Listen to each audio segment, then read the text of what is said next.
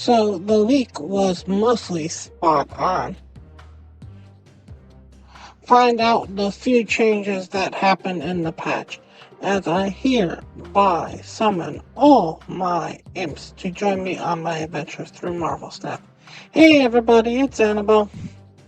So, unfortunately or fortunately, the latest patch got leaked a couple days ago, so a lot of this is old hat news, but I don't like reporting on things that haven't been released yet. So there have been a couple slight changes for what happened in the patch. I'm going to go over them just in case you haven't heard what's going on with this latest patch. So first up, there are 3 nerfs, 4 buffs, and 1 location update. And we're going to start off with the nerfs. First nerf that we have up is Loki. Loki has changed from a 4-5 that replaced your hand to a 4-5 that transforms your hand. This basically leaves him exactly the same, except for now he will no longer work with the Collector. Everything else still works pretty much the same for Loki, except now the Collector no longer gets a buff from him. Only real change to him. Slight nerf to Loki, but I honestly think Loki needs another hit with the nerf bat. Still a lot that he could do with that, and it's kind of sad that so much else has gotten changed around Loki and he still hasn't had a nerf to him. And that was pretty much the nerf that I thought was going to come to Loki. I honestly thought that the Collector was going to be the one who got the text change on it, so that he wouldn't work with other things in the future, only cards that got generated, but it just makes it so that Loki no longer works as the Collector. Next nerf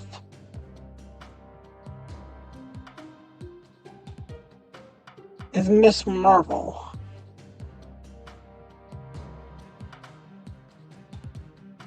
Miss Marvel got changed from a 4-5 with ongoing adjacent locations that have 1 card in them get plus 5 power to now 4-4.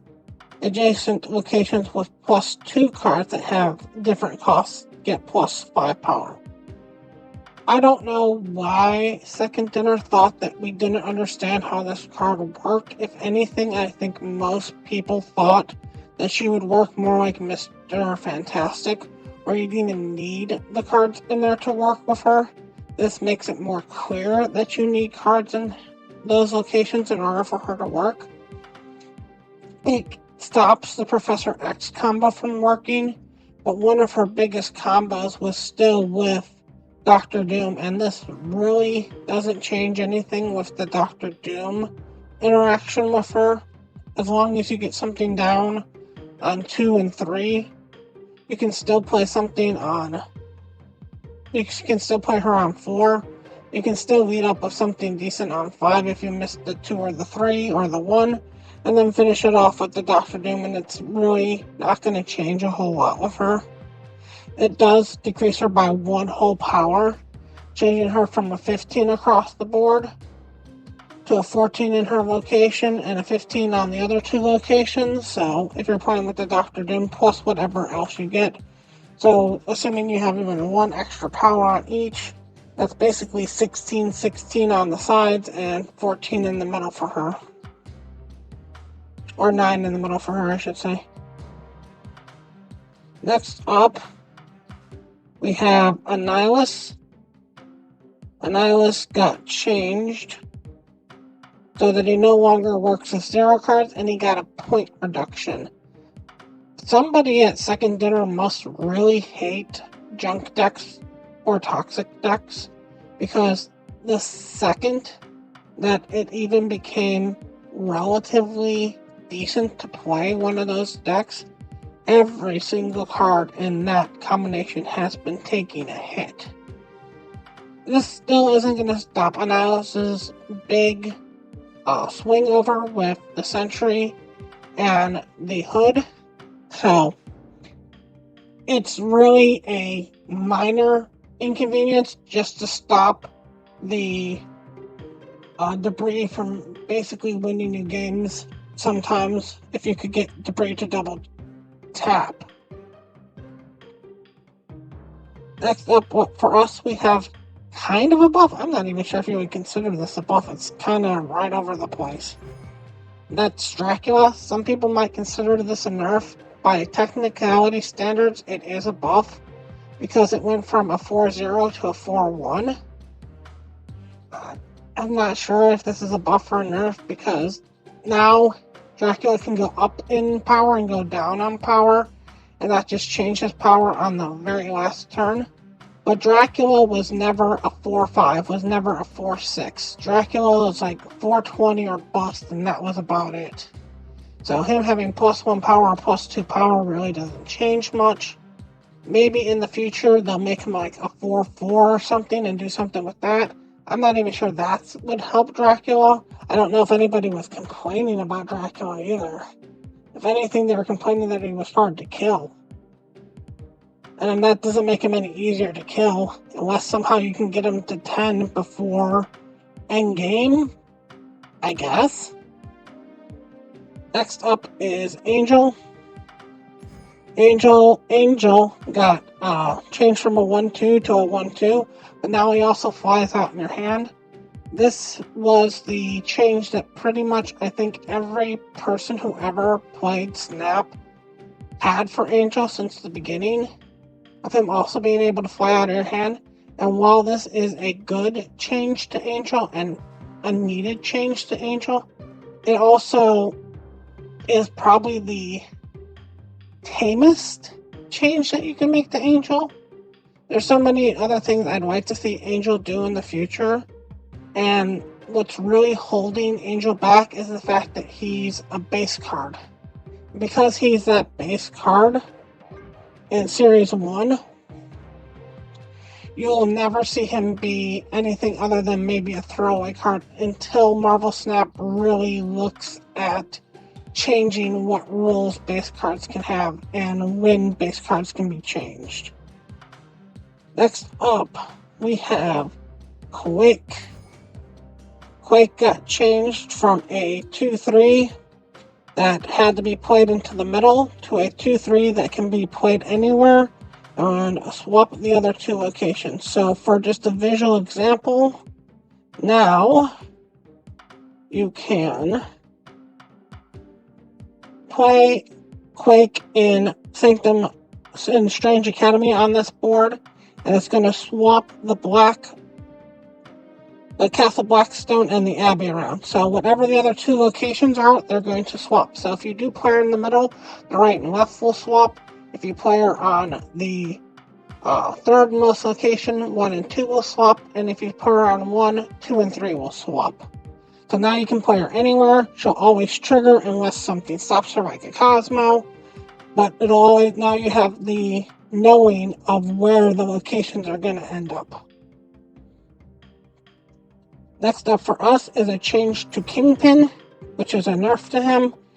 In my opinion, Kingpin got changed from a 3-4 to a 2-3, and now instead of destroying a card on turn 6, any card that gets moved into his location will get -2 power. That's your opponent's cards only, not your cards. This really hurts me with Kingpin. I actually wanted Kingpin to go the other way, to just be able to destroy regardless to stop move. I'm not sure how often move sees play as a deck. There's not many locations that work with move. There's not many really good, interesting decks to play with move. And getting -2 power on a lot of move cards doesn't mean anything. As if you arrow something over, big whoop. If you Magneto something over, big whoop.